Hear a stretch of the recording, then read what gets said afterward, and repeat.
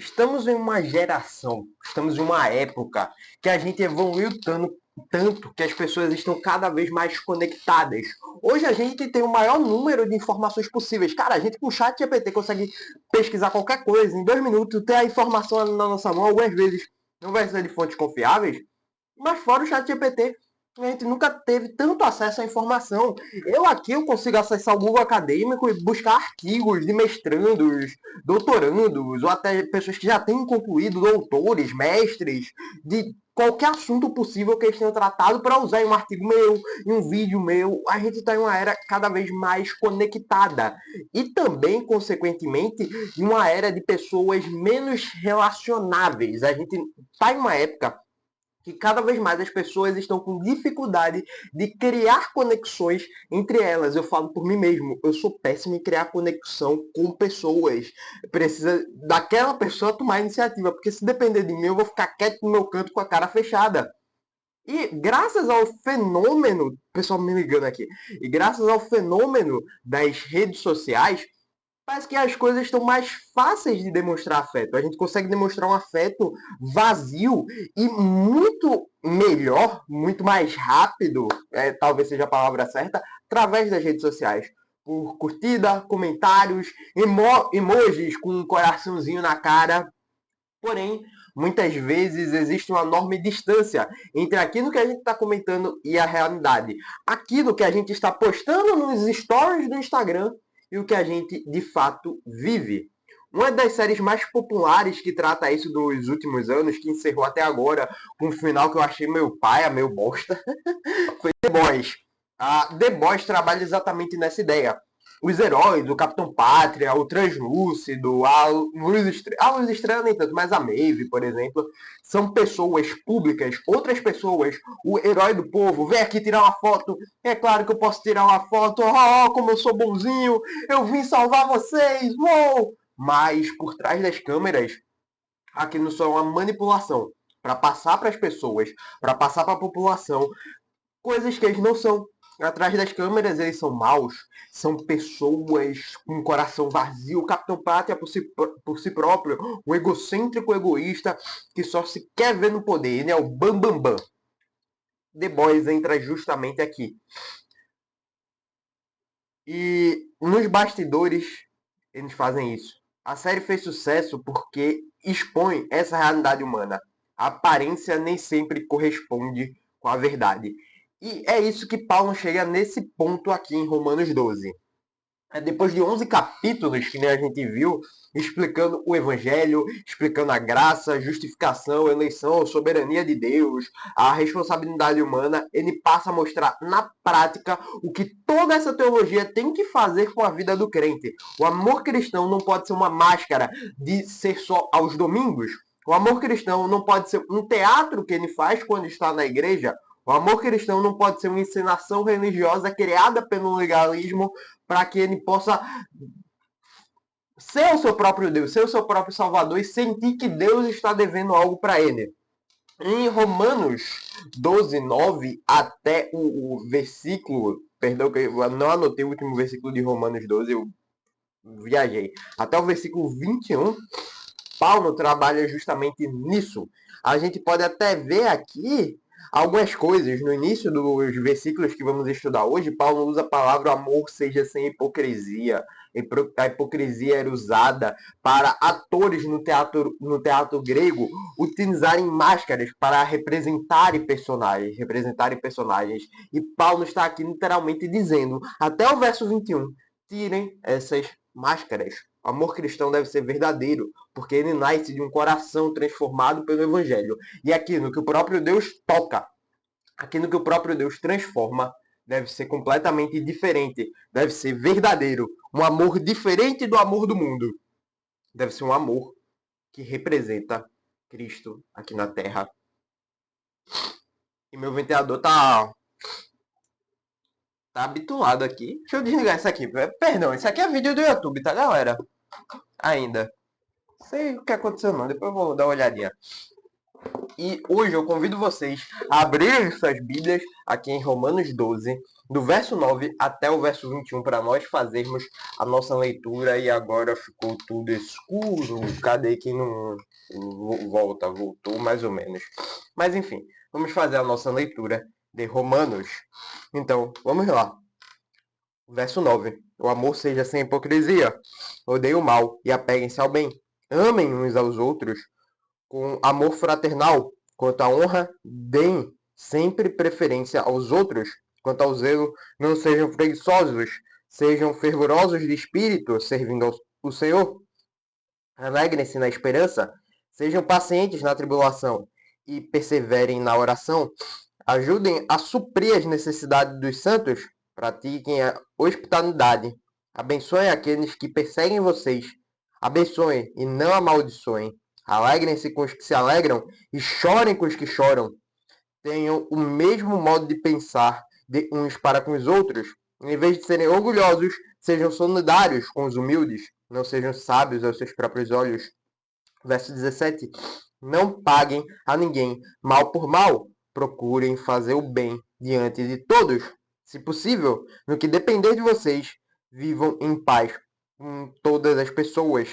Meus amados, não façam justiça com as próprias mãos, mas deem lugar à ira de Deus, pois está escrito: a mim pertence a vingança, eu é que retribuirei, diz o Senhor. Verso 20. Façam o contrário. Se o seu inimigo tiver fome, dê-lhe de comer. Se tiver sede, dê-lhe de beber. Porque fazendo isso, você amontoará brasas vivas sobre a cabeça dele. Não se deixem vencer pelo mal, mas vença o mal com o bem. É um bale assim, no orgulho humano, principalmente do verso 17 até o verso 20, principalmente por muitos vídeos que eu vejo rodando no Instagram e no TikTok de usando coisas do Antigo Testamento. Se Deus falasse para Davi hoje em dia que ele teria que matar Golias, ele iria orar por ele. E é um convite. Dentro da nova aliança, nós não estamos mais em um sentido de guerra. Estamos em uma guerra espiritual, onde as pessoas não são mais as nossas inimigas, mas os principados e as potestades. Do verso 9 até o verso 21. É um chute, é um soco no orgulho humano que Paulo está dando. No verso 9, Paulo escreve: o amor seja sem hipocrisia, detestai o mal, apegando-vos ao bem. O verdadeiro amor não ignora o pecado. É isso que Paulo está falando aqui. Nossa cultura costuma dizer: se você ama, aceite aquela pessoa, aceite da forma que ela é. Mas o amor bíblico, o convite ao amor bíblico não é assim. Deus ama pecadores e odeia o pecado. Essa é a frase que todo mundo fala. Mas também Deus odeia aqueles que praticam o pecado. O amor verdadeiro não celebra aquilo que destrói as pessoas. O amor verdadeiro não celebra o pecado. O amor verdadeiro não celebra aquele pecador que está cometendo tal pecado. O amor verdadeiro instrui, mostra o erro e prega o evangelho. Paulo une as duas coisas: detestar o mal, detestar o pecado e apegar ao bem. O amor cristão não é um sentimentalismo que a gente, oh meu Deus, como eu te amo, meu irmão, esquece na segunda-feira. O amor cristão é um convite para vivermos em comunidade, vivermos juntos, um vendo a necessidade do outro. A semana inteira, o ano inteiro, Jesus demonstrou isso. Hebreus 12, verso 6 fala o seguinte: porque o Senhor corrige a quem ama e açoita todo filho a quem recebe. O amor de Deus vem para a correção. Um pai, quando dá as chineladas no filho, não está batendo porque quer o mal dele, mas na maioria das vezes é por amor, porque o filho fez algo de errado e precisa de correção. Para endireitar as suas veredas, quem ama deseja o bem do outro. E isso está ligado à correção. Quem ama, corrige. Quem ama, educa. E às vezes é necessária a vara. E o próprio Senhor pode levantar a sua vara contra nós, para que possamos ir para os caminhos certos. No verso 10, Paulo fala o seguinte: amem uns aos outros com amor fraternal. Quanto à honra, deem sempre preferência aos outros. O termo amor fraternal aponta para o amor entre irmãos, o amor de família, não um amor entre amigos nem nada do tipo, é um amor de família, um amor de irmãos. Na igreja, não somos consumidores de culto, nós não somos as pessoas que estamos lá sentadas para consumir uma boa música, para consumir uma palestra motivacional. Não, na igreja todos somos família, somos o povo da aliança, o povo da nova aliança de Deus. Paulo diz que devemos honrar os irmãos acima de nós mesmos. E isso lembra palavras do próprio Cristo. Nas suas cartas da prisão, em Filipenses 2,3, Paulo fala o seguinte: nada façais por partidarismo ou vanglória, mas por humildade, considerando cada um os outros superiores a si mesmo. O convite ao Evangelho é um convite à morte do próprio ego. O convite ao Evangelho é a morte do seu ego. E entender que você não é mais importante que os outros. Paulo, em Romanos 7,24, ele praticamente se humilha, falando: miserável homem que sou. Nas cartas da prisão, eu, Paulo, prisioneiro de Cristo, eu, Paulo, o menor de todos os apóstolos, eu, Paulo, como é o outro que fala, o menor de todos os santos. E os santos não é São Inácio de Antioquia, São João Batista, não, somos todos nós, os eleitos de Deus, o seu povo. Esses dois primeiros versículos aqui, que vemos, 9 e 11, 9 e 10, perdão, pode-se dizer que é a primeira parte do que eu fiz essa divisão aqui de Romanos, que foi a parte que eu gosto de chamar de amor genuíno. E agora vamos para a segunda parte, que vai do verso 11 até o verso 16, que é Paulo saindo um pouquinho de nós e mostrando como deve ser a vida comunitária. Então vamos expor versículo por versículo aqui. Verso 11, Paulo fala: quanto ao zelo, não sejam preguiçosos, sejam fervorosos em espírito, servindo ao Senhor. O amor genuíno produz serviço. O amor genuíno trabalha para aquela pessoa. Não buscamos a Deus. Não fazemos a obra de Deus por orgulho, para achar que aqui no dali Deus está devendo algo para a gente. Não. Fazemos por amor para Ele. Não só para Ele, mas para com os nossos irmãos. Porque somos partes de um corpo e cada membro tem a sua função. Então, que o dedo do pé faça a função de dedo do pé, que o dedo da mão, que os polegares façam as funções de polegares, que cada parte do corpo vai produzir o serviço. Cristãos preguiçosos espiritualmente tornam-se frios com Deus e com os irmãos. Se a gente não tiver zelo, se a gente não tiver a cultura de servir, uma cultura de uma igreja que serve, vamos estar nos esfriando cada vez mais e mais.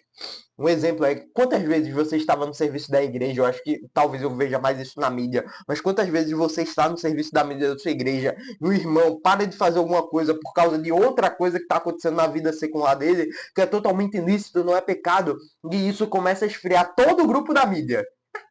Aí todo mundo para de fazer as coisas aos pouquinhos. Isso é normal, acontece a falta de zelo, a falta do serviço esfria muita gente à sua volta também. O verbo fervoroso transmite a ideia de água fervendo. A vida cristã não é uma vida de apatia, não é uma vida anêmica de estou no culto, vou ouvir uma palestra motivacional do pastor, não. A vida cristã é um convite ao serviço, não para o seu próprio orgulho, mas para os outros. No verso 12, Paulo fala o seguinte: alegrem-se na esperança, sejam pacientes na tribulação e perseverem na oração. 3 pilares sustentam todo o cristão. A esperança para o futuro, porque nós somos peregrinos nessa terra. Como que podemos exultar? Como que podemos exultar neste mundo? Um mundo de dores, um mundo de pecado, um mundo de guerras, um mundo de bullying, um mundo de pessoas morrendo, um mundo de parentes nossos morrendo. Como podemos exultar em meio a tantas dores? Eu só vejo Patmos, eu só vejo isolamento, eu só vejo meus irmãos morrendo. Como exultar neste tempo? Com esperança no futuro. Com esperança nas promessas que Cristo fez para a gente, com esperança de que vamos passar uma eternidade com Ele. A diferença de um agnóstico, de um ateu agnóstico para um cristão, que o ateu e agnóstico vai olhar para este mundo, vai olhar todas essas dores, ele não vai ter esperança. Por quê? Acabou isso aqui tudo? Acabou. É tela preta, tela azul do Windows. Não tem esperança.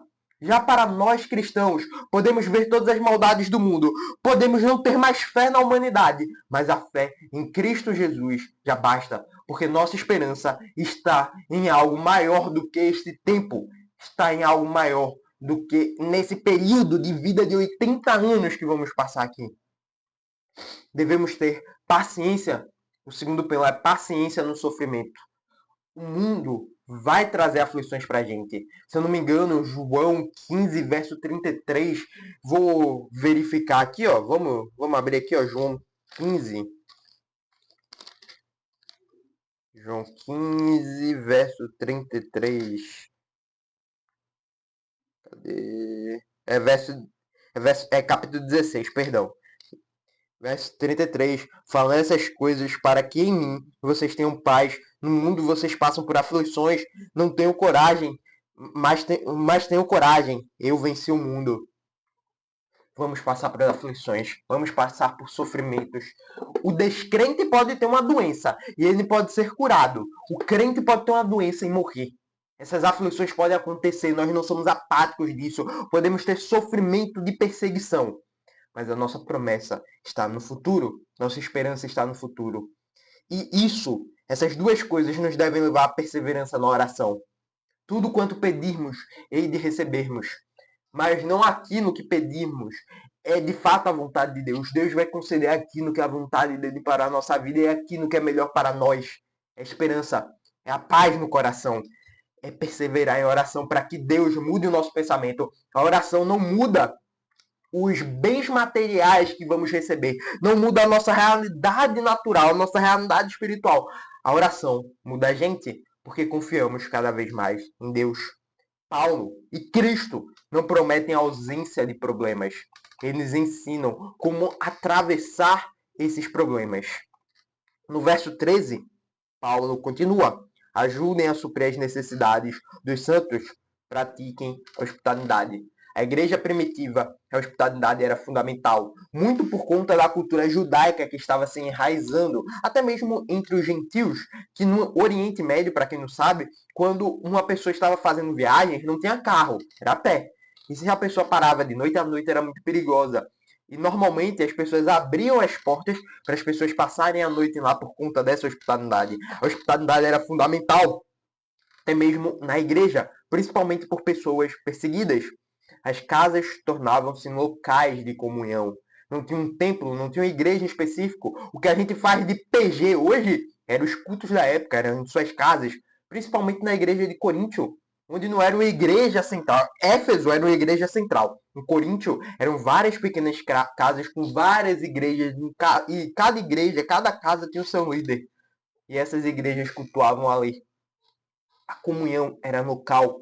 O amor não era apenas sentimento. O amor, como Paulo fala em Corinto, para a igreja de Corinto, é dividir o pão. Na união das casas, a divisão do pão é um ajudar o outro. Dividir tempo, dividir afeto, dividir recursos, as contribuições. A diaconia serve justamente para isso, para ajudar os mais necessitados, para ajudar os nossos irmãos. E Paulo continua no verso 14: abençoem aqueles que perseguem a vocês, abençoem e não amaldiçoem. Isso talvez seja algo muito difícil para nós, na nossa cultura do orgulho, na nossa cultura de que aquele que está contra nós é nosso inimigo. Mas nós devemos orar por ele, orar pela conversão dele, abençoá-lo para que Deus toque no coração dele, abençoar para que Deus mude também o nosso coração, pedir para que Deus mude o nosso coração para que possamos abençoá-lo. Aqui o evangelho começa a confrontar a carne, os desejos do homem, os desejos de quebrar as correntes e meter essas correntes na cara da pessoa. Mas não, convite ao evangelho, convite cristão, é o amor, é abençoar aqueles que te odeiam, é abençoar aqueles que te difamam, é abençoar aqueles que querem o seu mal. É fácil amar quem nos ama, difícil é amar quem nos fere. Mas esse é o convite que o próprio Jesus nos ensinou lá no Sermão do Monte, Mateus 5,44.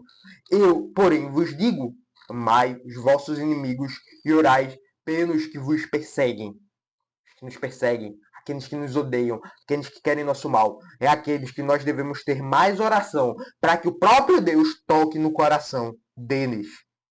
No verso 15, Paulo continua: alegrem-se com os que se alegram e chorem com os que choram. Isso é comunhão verdadeira. Aqueles que se alegram devemos ter uma alegria juntamente com eles. Eles tiveram uma conquista. Isso deve alegrar todo o corpo. Chorar com os que choram. Às vezes por uma doença, às vezes por um pecado que ele está tentando combater, está se odiando por isso, está esmurrando a própria carne. Devemos chorar com ele e o aconselhar. Às vezes por perder um parente, ele está em luto, está dissoluto, triste. Devemos chorar com ele, devemos abraçá-lo, devemos acolher. Isso é a comunhão verdadeira. Muitas vezes é fácil chorar com quem chora do que se alegrar com quem prospera. Porque muitas vezes, até voltando isso, é fácil chorar com as pessoas que estão chorando. Porque não sou eu, mas eu tenho empatia com aquela pessoa. Mas com aqueles que prosperam, era para ser eu. Nosso orgulho toma conta. A inveja impede muitos irmãos de celebrar a vitória dos outros. O amor genuíno se alegra quando Deus abençoa outra pessoa. O amor genuíno fica feliz com a bênção que recai sobre outra pessoa. E no verso 16, fechando esse segundo bloco, Paulo fala: tenham o mesmo modo de pensar de uns para com os outros. Em vez de serem orgulhosos, sejam solidários com os humildes, não sejam sábios aos seus próprios olhos. O orgulho destrói comunidades. O evangelho produz humildade. E isso nos deve nos levar a um pensamento. Pensar de uns para com os outros. Não é ter o mesmo pensamento, não é toda a comunidade pensar igual a mesma coisa. Não. Aí a gente estaria criando um fungo, um metamiceto, um mutamiceto lá de Resident Evil 7 e não pessoas, não uma comunidade. O pensar de uns para com os outros é justamente pensar, reconhecer que aquela pessoa é seu irmão, que pode pensar diferente, mas estarmos unidos, porque aquilo que nos une é o cabeça chamado Cristo. A cruz nos lembra de que todos chegamos a Deus da mesma forma. Todos chegamos a Deus como pecadores necessitados da graça. Não existe uma classe de super crente, oh my God, man. Não. Todos somos pecadores. Estávamos sobre a ira de Deus, mas que o próprio Deus nos olhou com olhos de graça e nos salvou. E agora, do verso 17 ao verso 21, chegamos ao clímax do texto, ao clímax do capítulo 2. Paulo mostra a reação cristã diante da injustiça, que nós devemos vencer o mal com o bem. Eu não sou de recomendar livros nem vídeos aqui nos sermões, nessas exposições. Porém, tem um livro que a gente estava fazendo até o estudo na minha igreja, que é o livro Bom e Bravo. Eu recomendo demais esse livro, porque encaixa tudo sobre a ira humana, sobre o que é ira, para você aprender. Show? Vou deixar o link do Bom e Bravo aqui na descrição, tá certo? Bom, verso 17, Paulo fala o seguinte: não pague ninguém mal por mal, procurem fazer o bem diante de todos. Muitas vezes a gente acha que pagar o bem àqueles que nos dão mal é algo que santos conseguem fazer. Mas o nosso convite é a santidade, é a santificação, é justamente de fazer isso. O convite do evangelho é perdoar, é pagar o bem, é dar a outra face. Se uma pessoa bateu você de um lado do rosto, bateu aqui, você fala, ó, toma aqui, bate aqui, vai, é dar o outro lado. O mundo funciona na lógica da vingança. Você me feriu, eu vou te ferir. Mas o evangelho é o convite para quebrar esse ciclo de ódio e amar aquele que te odeia. É pagar com bem. No verso 18, Paulo continua: se possível, no que depender de vocês, vivam em paz com todas as pessoas. Observe a expressão, quando depender de vós. Porque às vezes é o crente que busca contrito, contenda com as pessoas. Mas nós devemos buscar paz, até com aqueles que não concordam com a gente, até com aqueles que não professam a mesma fé que nós. Quando depender de nós, devemos buscar paz com todos. Nem sempre a paz será possível, mas a iniciativa da reconciliação deve partir de nós, deve partir do cristão. E Paulo continua no verso 19: meus amados, Não façam justiça com as próprias mãos, mas deem lugar à ira de Deus, pois está escrito: a mim pertence a vingança. Eu é que retribuirei, diz o Senhor. A vingança pertence a Deus e não a nós homens. Enquanto aqui nós devemos fazer o bem para com aqueles que façam mal. Ah, mas isso é injusto. Te aquieta, te acalma, porque a vingança e a ira pertence ao próprio Deus. Se aquela pessoa não se arrepender, se aquela pessoa não for tocada pelo Espírito Santo, o próprio Deus fará a justiça. Quando tentamos assumir o papel de juiz e dar a condenação àquela pessoa, estamos ocupando o trono que não nos pertence. Estamos tentando tomar um lugar de Deus.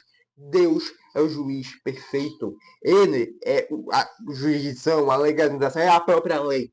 Ele sabe o que faz, e não nós. No verso 20, Paulo fala: façam o contrário. Se o seu inimigo tiver fome, dê-lhe de comer. Se tiver sede, dê-lhe de beber. Porque fazendo isso, você amontoará brasas vivas na cabeça dele. Sabe que essas brasas vivas é aquela pessoa falar: caraca, eu fiz aquilo para aquela pessoa e ele tá me dando isso de bom. Meu Deus do céu, o que aquela pessoa tem? Vai levar aquela pessoa aí mais. O evangelho. Paulo cita provérbios aqui. A ideia não é humilhar o inimigo, não é, ó, tu me fez mal, né? Ó, como tu tá agora? Eu quero que você, ó, se ferre, meu amigo. Não, a ideia não é essa. É constrangê-lo através de bondade. Mostrar a bondade do Evangelho. O que Cristo faria. Foi exatamente isso que Cristo fez conosco. A gente, seres humanos, fizemos o maior mal possível ao próprio Deus. Nós o traímos, nós o negamos, nós matamos o Filho do Deus vivo. E sabe o que ele fez com nós? Mudou o nosso coração, quebrou os nossos pecados, quebrou o nosso orgulho. E agora podemos ser chamados de filhos de Deus.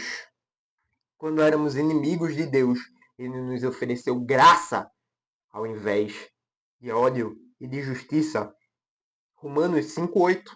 Mas Deus prova seu próprio amor para conosco pelo fato de Cristo ter morrido por nós, sendo nós ainda pecadores. Em Atos, na pregação de Pedro de Atos, ele fala: vocês mataram o autor da vida, mas ele está dando essa oportunidade. Arrependam-se e creiam no nome de Jesus. Deus dá graça, mesmo a gente tendo feito o maior mal possível. No verso 21, ele termina o capítulo 12, não se deixem vencer pelo mal, mas vença o mal com o bem. Esse é o resumo de toda essa passagem, do verso 17 até agora. O mal vence quando nos transforma em uma imagem do próprio mal. O mal vence quando respondemos ódio com ódio, violência com violência, o pecado com mais pecado. Mas o Evangelho produz algo diferente. Toda a teologia que estudamos por 11 capítulos produz algo diferente. O cristão vence o mal não reproduzindo o mal. Ele vence o mal através do bem. Paulo está descrevendo aqui a aparência de uma igreja que entendeu o evangelho. Não uma igreja perfeita, não existe uma igreja perfeita. Se você encontrar uma igreja perfeita, não vá para ela porque você vai estragar ela. Existe igreja com pecadores, mas que tentam seguir as palavras de Deus. O amor sem hipocrisia se manifesta quando odiamos o mal e amamos o bem. Quando honramos o irmão de nós, acima de nós mesmos. Quando servimos a nossa igreja com fervor. Quando perseveramos em oração. Quando compartilhamos recursos com os necessitados. Quando abençoamos quem nos ofende. Quando choramos e nos alegramos com os irmãos. Quando buscamos a paz, quando confiamos a justiça na mão daquele que é o melhor juiz, que é Deus, quando vencemos o mal através do bem. A pergunta final é: quando as pessoas olham para nós, elas enxergam apenas uma máscara religiosa ou enxergam o amor de Cristo? Elas enxergam uma máscara, uma religiosidade engessada, ou enxergam o amor de Cristo? João 13:35. Nisto conhecerão todos que sois meus discípulos, se tiverdes amor uns para com os outros. que a nossa teologia não termine em livros, que a nossa teologia não termine nisso, em conhecimento, que a nossa teologia não termine em entender arminianismo, semi-pelagianismo, calvinismo, pelagianismo. Não, que a nossa teologia não termine nisso, que não termine num fax ou na tulip, mas que a nossa teologia sirva para um pontapé, para uma mudança de vida, para uma vida prática, que ela apareça na forma como tratamos nossos irmãos, na forma que tratamos nossos vizinhos, nossos colegas de trabalho e até mesmo aquelas pessoas que nos odeiam, que são nossos inimigos. O evangelho que salva também transforma, e isso deve mudar por completo o nosso coração. Amém. Esse foi o vídeo de hoje, espero que você tenha gostado. Beijo bem grande e até a próxima. Falou, fui e tchau.